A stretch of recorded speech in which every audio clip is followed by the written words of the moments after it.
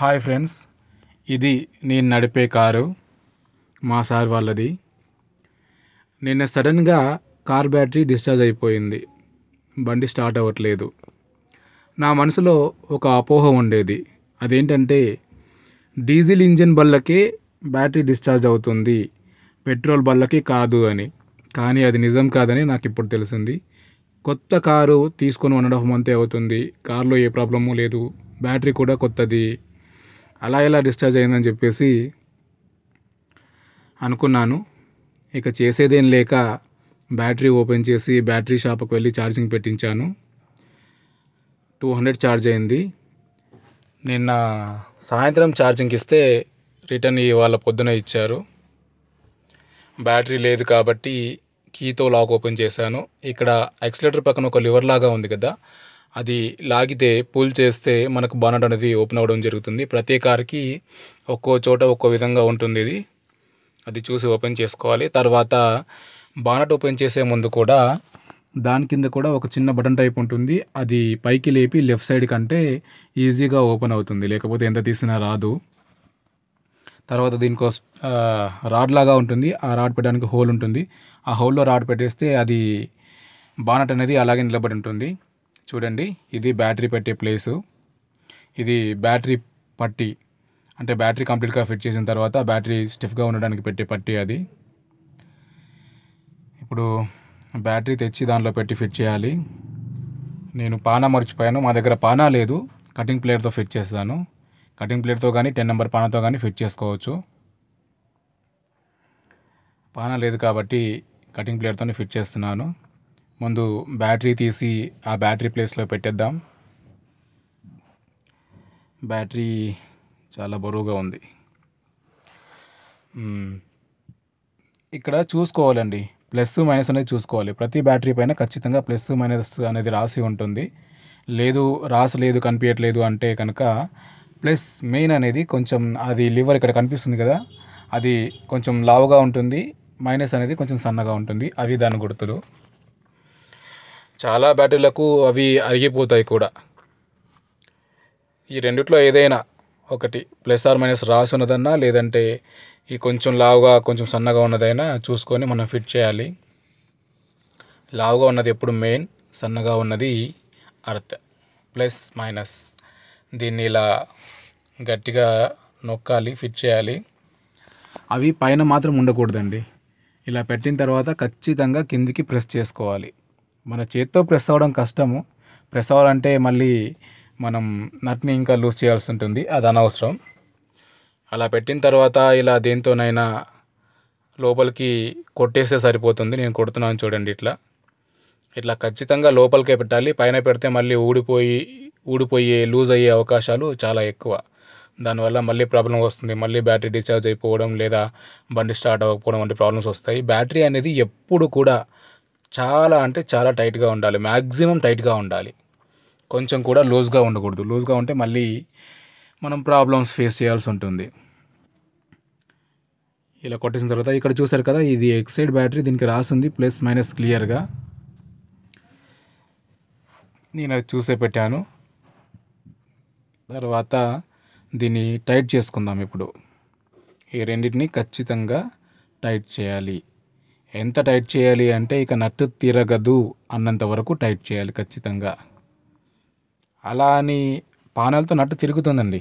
పానాలతో కొన్ని గట్టి పానాలు ఉంటాయి కదా స్టాండర్డ్, వాటితో మొత్తం టైట్ అయిపోయినా కూడా తిరుగుతుంది. ఎంతవరకు తిరుగుతుందంటే నట్టు విరిగిపోయేంత వరకు, నట్టు కానీ పాన కానీ విరిగిపోయేంత వరకు తిరుగుతుంది. మరీ అంతలా తిప్పొద్దు, మనకు తెలిసిపోతుంది. అందాజా అంటారు కదా, అది మనం ఎంతవరకు టైట్ చేయాలంటే మనకు తెలిసిపోతుంది. ఇది కటింగ్ ప్లేయర్ కాబట్టి కొంచెం స్లిప్ అవుతూ ఉంది. పాన అయితే స్టిఫ్గా పట్టుకుంటుంది. నేను ఫిట్ చేస్తున్నాను చూడండి. మళ్ళీ బాగా టైట్ చేసి నట్టు పానను విరిగిపోయి, భయ్యా నువ్వే కదా చాలా టైట్ చేయమన్నావు అంటారు. అందుకని చెప్తున్నాను, మనకు తెలిసిపోతుంది ఎంతవరకు టైట్ చేయాలని చెప్పేసి. ఎంతవరకు టైట్ చేయాలన్నది ఒక చిన్న ఎగ్జాంపుల్ ఏంటంటే, మనము పెట్టిన ఆ పార్ట్ ఏదైతే ఉందో ఫిక్స్ చేసే పార్ట్, అది అస్సలు ఇట్లా చేత్తో ఊపినా కూడా కదలకూడదు. అంతవరకు టైట్ చేయాలి ఖచ్చితంగా. అలా చేస్తేనే బ్యాటరీ అనేది స్టిఫ్గా ఉంటుంది. మళ్ళీ ప్రాబ్లమ్స్ అనేవి తొందరగా రావడానికి అవకాశం ఉండదన్నమాట.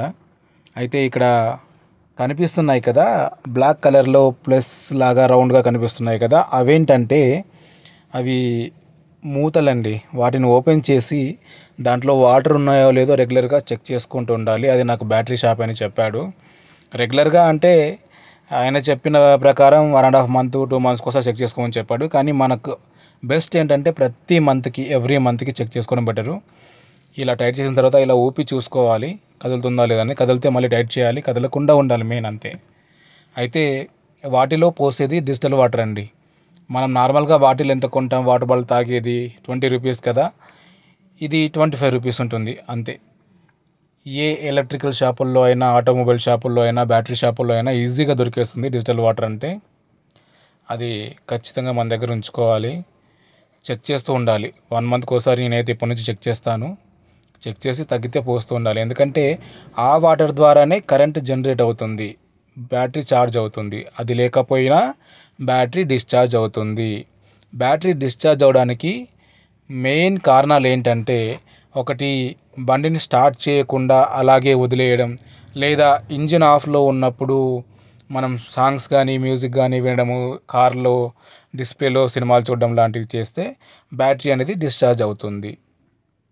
లేదా కార్ని అలాగ ఒక 10 రోజులు స్టార్ట్ చేయకుండా వదిలేసినా డిశ్చార్జ్ అవుతుంది. ఇలా లేకపోతే ఇంకో ఛాన్స్ ఏంటంటే ఇదే, డిజిటల్ వాటర్ మనం చూసుకోకుండా అలాగే వాడితే డిజిటల్ వాటర్ అయిపోతే కూడా బ్యాటరీ డిశ్చార్జ్ అవుతుంది. మెయిన్ మనం బ్యాటరీని డిశ్చార్జ్ కానివ్వద్దు. బ్యాటరీ ఎక్కువసార్లు డిశ్చార్జ్ అయిపోతే బ్యాటరీ తొందరగా పాడయ్యే అవకాశం ఉంది. యాక్చువల్గా ఎక్సైడ్, అమెరాన్ ఇలాంటి మంచి కంపెనీల బ్యాటరీలు 3 ఇయర్స్ పైన సర్వీస్ ఇస్తాయి. ఇలా మాటికి బ్యాటరీ కనుక డిశ్చార్జ్ అయితే ఆ వారంటీ అనేది మనకు పనికిరాదు. చూడండి, నేను 2 ఫిట్ చేసేసాను. దాన్ని కదిలించి కూడా చూసాను, ఊపి చూసాను, అసలు కదలట్లేదు, అంత టైట్గా ఫిట్ చేసుకున్నాను. తర్వాత మనం నెక్స్ట్ చేయాల్సింది పట్టీ. ఈ పట్టీ ఎందుకు అంటే బ్యాటరీ కదలకుండా స్టిఫ్గా ఉండడానికి. బండి మనకు వెహికల్, కార్ అనేది ఏ వెహికల్ అయినా సరే మనము రోడ్డు పైన నడుపుతాం కాబట్టి గుంతలు ఉంటాయి, స్పీడ్ బ్రేకర్లు ఉంటాయి. అలాంటప్పుడు బ్యాటరీ కదలకుండా, బ్యాటరీ కదిలితే మళ్ళీ అవి మనం ఫిట్ చేసాం కదా, అవి లూజ్ అయ్యే ఛాన్స్ ఉంది. అందుకని బ్యాటరీ కదలకుండా ఈ పట్టీ అనేది వేస్తారు, ఖచ్చితంగా వేయాలి. వేయకున్నా ఏం కాదు కదా అంటే ఏం కాకపోవచ్చు మ్యాక్సిమం. కాకపోతే బ్యాటరీ కదిలినప్పుడు మళ్ళీ అవి లూజ్ అయిపోయి ఊడిపోయే ఛాన్స్ అయితే ఎక్కువగా ఉంటుంది. మళ్ళీ డిశ్చార్జ్ ప్రాబ్లం రిపీట్ అవుతుంది. ఇది చూసుకోవాలి. పట్టీ కింద కరెక్ట్గా వాటి హోల్స్ ఉంటాయి, వాటి హోల్స్లో పెట్టేసి ఇలా లూజ్ చేసుకొని, అవసరమైనంత వరకు లూజ్ చేసుకొని వాటికి పెట్టేసి మళ్ళీ టైట్ చేయాలి. నేను చేస్తున్నాను చూడండి. ఇలా లూజ్గా ఉన్నంత వరకు చేత్తో టైట్ చేసుకోవచ్చు. తర్వాత మళ్ళీ పానా కానీ కటింగ్ ప్లేయర్ కానీ వాడి చేసుకోవచ్చు. దీన్ని కూడా టైట్గా ఫిట్ చేయాల్సి ఉంటుంది బ్యాటరీ కదలకుండా. తర్వాత ఈ పట్టీని పట్టుకొని ఊపితే అసలు అది ఊగకూడదు. ఇలా ఒక చేత్తో వీడియో తీస్తూ ఇంకో చేత్తో ఫిట్ చేయాలంటే కొంచెం కష్టంగా ఉంది. ఒక సైడ్ పెడితే ఇంకో సైడ్ ఊడిపోతుంది. ఇలా కాదు, నేను కంప్లీట్గా ఫిట్ చేసి చూపిస్తాను మీకు, ఓకేనా. ఇది ఫ్రెండ్స్, మొత్తానికి ఫిట్ చేసేసాను. ఆ పట్టీ కూడా టైట్గా ఫిట్ చేశాను, ఇంతే. తర్వాత దీన్ని, ఈ రాడ్ని తీసి దాని ప్లేస్లో పెట్టేసి బానెట్ క్లోజ్ చేసేయాలి.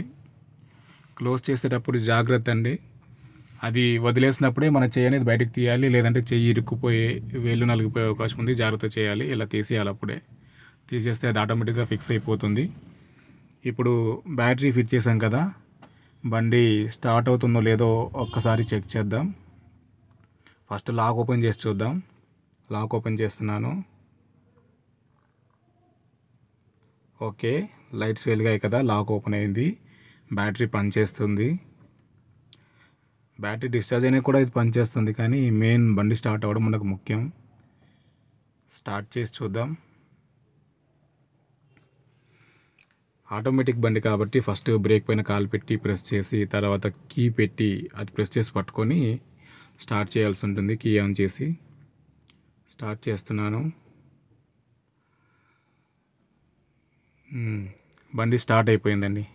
అక్కడ కనిపిస్తుంది కదా, రేస్ చేస్తున్నాను నేను. రేస్ చేస్తుంటే అక్కడ పెరుగుతూ ఉంది కదా, బండి అనేది స్టార్ట్ అయిపోయింది. మొత్తానికి ఆపరేషన్ సక్సెస్. ఇది చాలా చిన్న ఆపరేషన్ కానీ సంతోషంగా ఉంది ఫిట్ చేసినందుకు. ఇది ఫ్రెండ్స్